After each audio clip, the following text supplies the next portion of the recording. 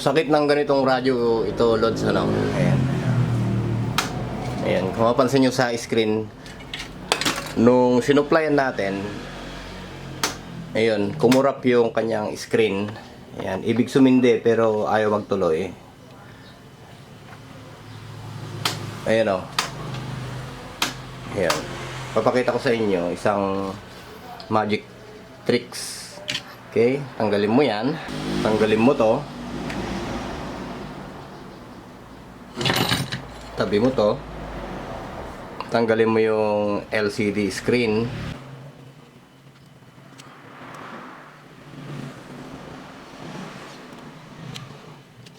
Okay.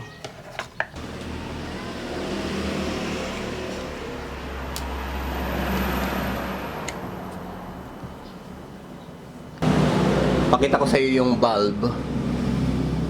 Ayan o. Kumukurap lang yung bulb, di ba? Kahit isisindi mo yan, ay hindi mo mapapasindi. Kahit pindutin mo yan, ayaw mag-power on. Kung minsan nagpa-power on, kung minsan hindi, tsambahan lang. Pero mas madalas, hindi mo na maisisindi. Ayan. Ayan, na-power on natin. Pero, pag pinatay mo, hindi mo na siya maisisindi. Ayan. Ayan. Siyempre, mas gusto natin na naisisindi natin. Kahit hindi natin may power off yung radio, importante, naisisindi natin siya. Ayan o. Yan. Ayaw. Okay. Side natin. Ayan.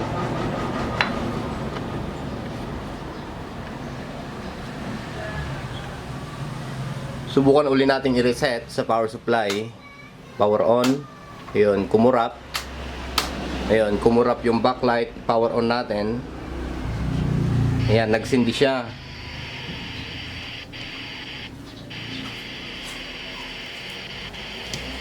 Baliktad naman ngayon. Ayan, ang naging problema naman niya ngayon ay suminde. Pero ayaw mamatay naman. Ulitin natin. I-off natin. Suminde. Power off. Ayan. Naka-power off siya. I-reset natin yung power supply. Then isindi natin yung power supply.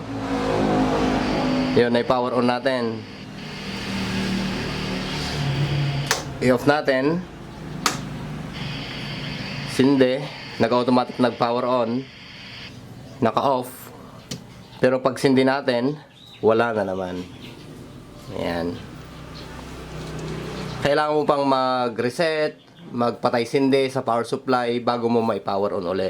Kung minsan, kahit gawin natin yon, yung patay sindi ang power supply, pagpasok ng input DC dito, ay hindi pa rin na ipa-power on. Ganun yon, nagkaka-problema, malfunction yung kanyang switch mode o yung power mode, nagma-malfunction.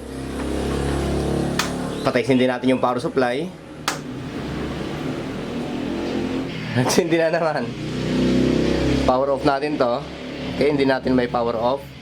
Patay sindi. Ayan. Pero nakadepende rin sa power supply yan. Kung minsan mayroong power supply na kahit i-reset, power on, power off natin yung power supply, hindi pa rin natin maisisindi dito. Kukurap pa rin yun. Ayan o, hindi na natin may power on. Ayan. Ayan, hindi na natin may power on to.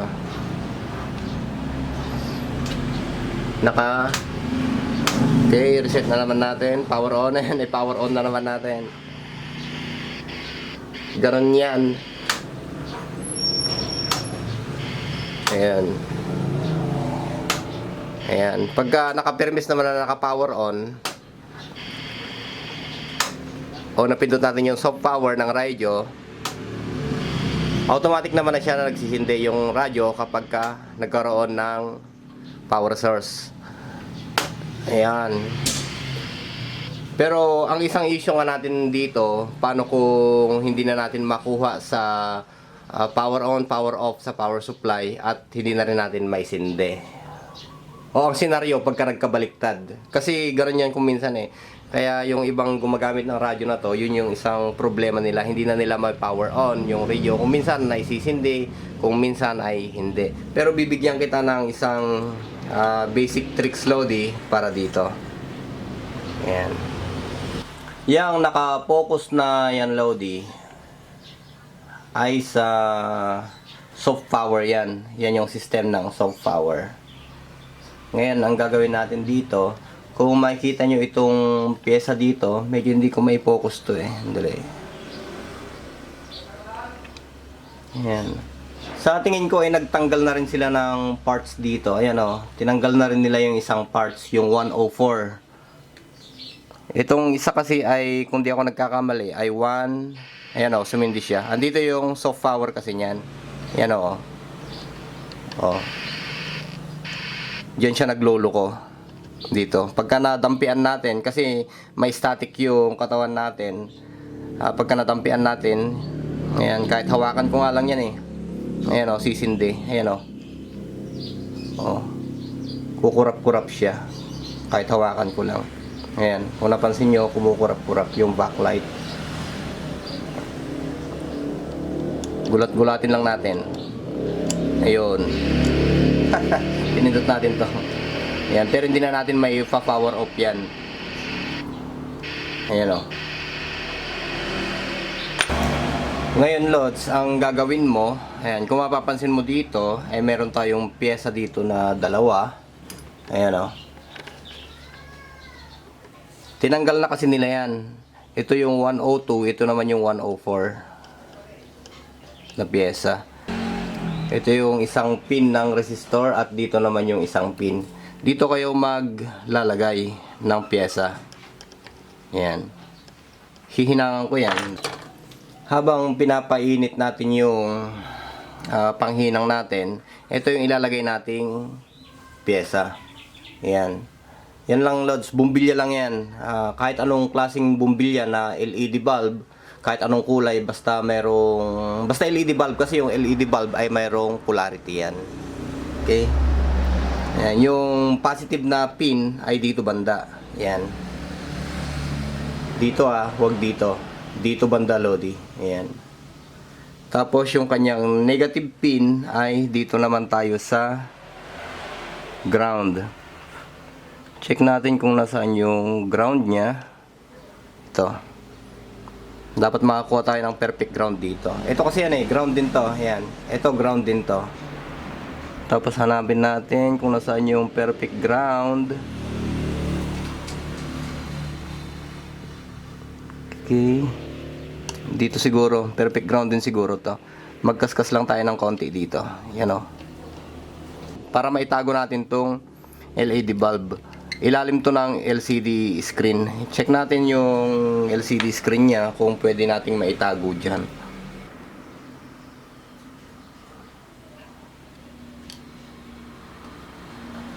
Subukan muna natin yung kanyang plastic. Ayan. Kung kakasya ba siya.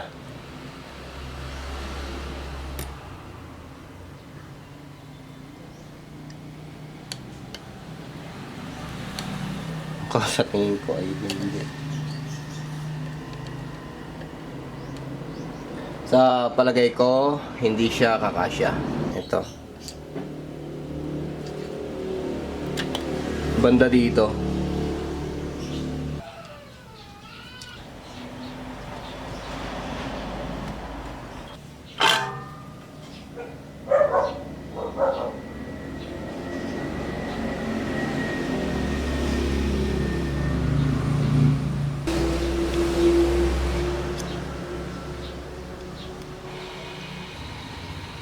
Bali na i-ground na natin yung LED bulb na yan.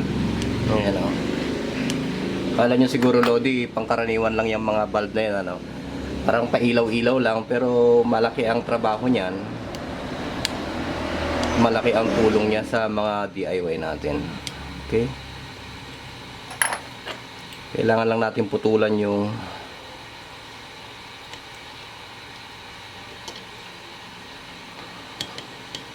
yan. Dahil sobrang haba na ng positive, baka may tamaan pa yan. Putulan na natin dito. Yan. Dugtungan natin ng wire to.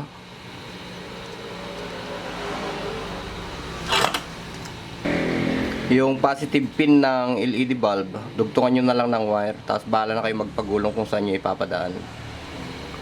Basta importante, mapuntahan niya rin yung... Okay, dikit natin ito ng konti dito. Layo natin. Siguro, ipapadaan ko na lang ito sa... Okay. Check natin yung LCD niya ngayon. Kung kaya ba natin ipadaan dito. Okay, kaya naman nating ipadaan sa may LED. Ayan, sa may ilaw. Ito converted na kasi yung ilaw niya eh. Pero kung saan nyo pwedeng ipadaan, yun. Diskarte nyo na yun. Dito ko siya ipapadaan, oh.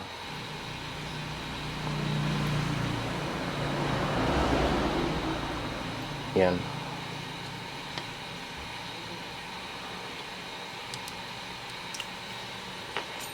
Tapos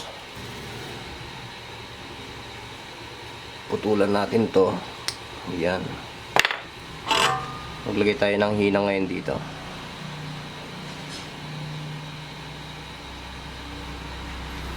Maglagay mo ng hinang dyan. Karga mo na rin ng hinang yung sa may resistor.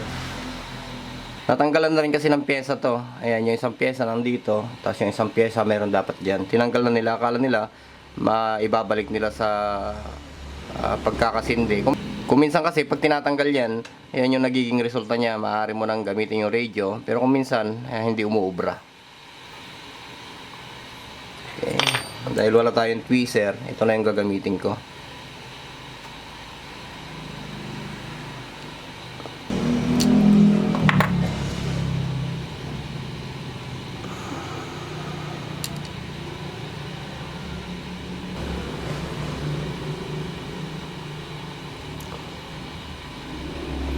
Yun, naidikit ko na siya.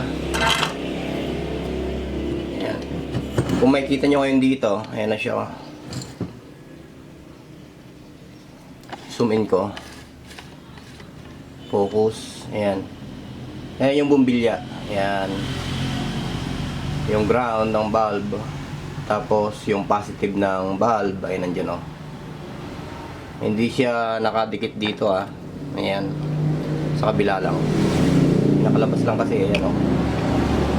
May nakialam lang. Pero hayaan mo na yan. Hindi naman nakadikit eh. Ngayon, subukan na natin tong radio.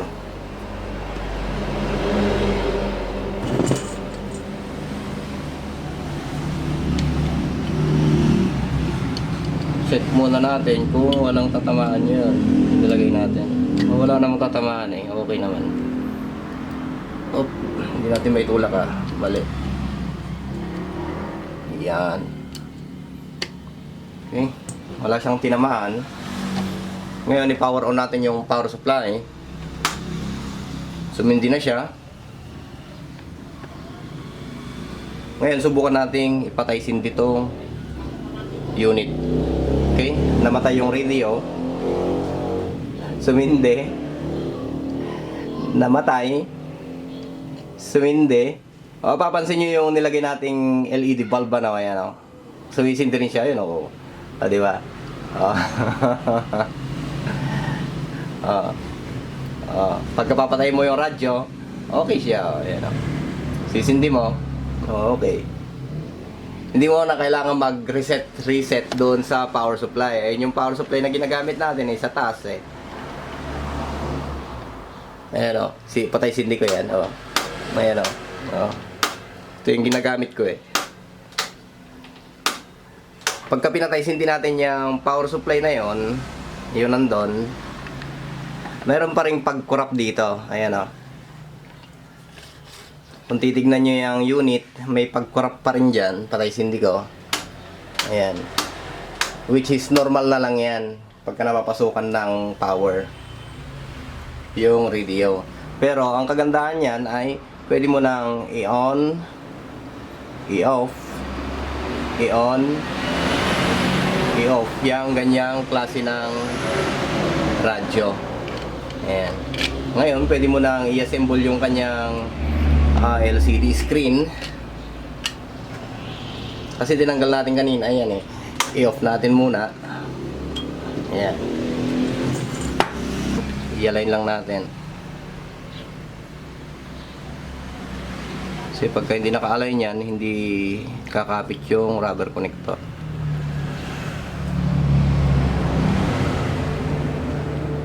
Yun o. Tulak lang natin yan. Tapos ito naman, check lang natin kung nakalapat na. Yan.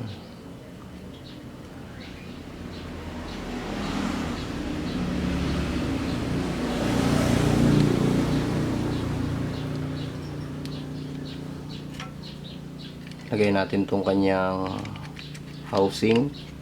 Tsaka natin itulak to. Yun o, lumapat na kaagad. O, diba? Pakadali lang. Lagay natin to. O.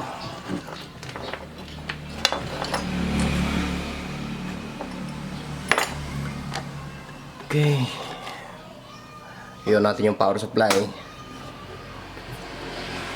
Power on natin.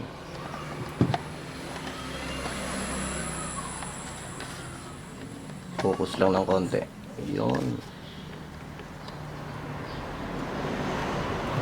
May problema pa yung kanya, oh. Mga casing niya. Ayan. May problema din yung pindutan niya. Ano? Problema ka pa naman, tapos ka na nga eh.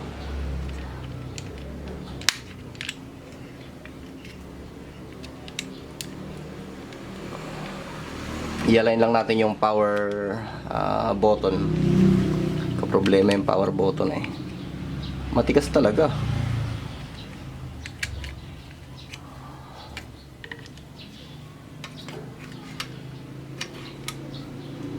Ako. Kinargaan kasi ng kwan eh. Glue.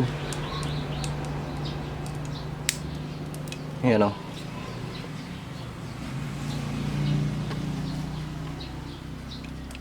Kinargaan kasi ng glue kaya ayaw maglaro. Ayan.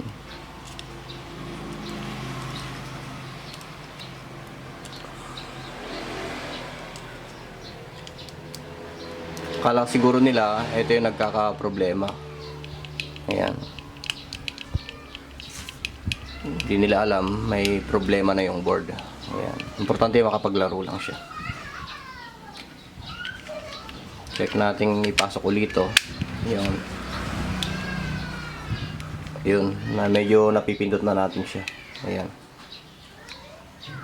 Matigas nga lang.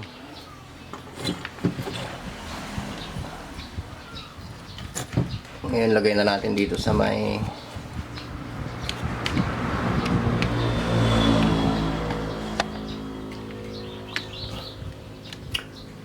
power on natin.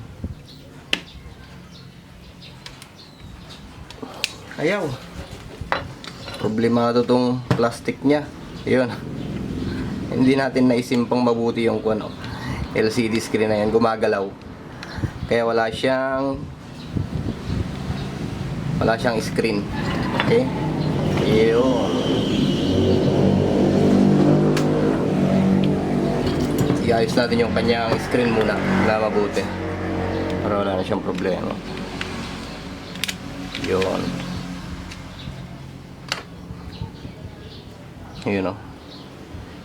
Kailangan nakakapit yan. Yan. Okay. So, ang gagawin natin dito, dahil hindi natin nailapat yung kanyang LCD screen, ito siya. Kailangan natin ng konting twist dito. Yan. Ito rin. Tutwist natin to ng konti. Yan. Para masakal lang yung rubber connector. Dito nga kaya sa kabila. Yan. Yun o. Ito, gitna. Yun. Yun. Yan lang naman ang importante eh, sa may rubber con. Kailangan, ouch,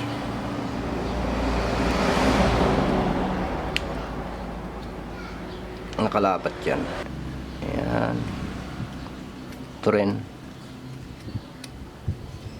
Ayan, para dumikit dun sa printed. Ayan.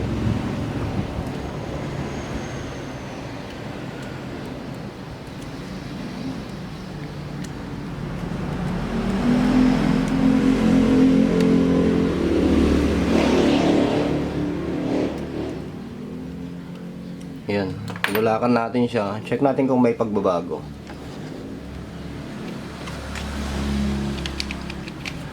Okay, lapat uli.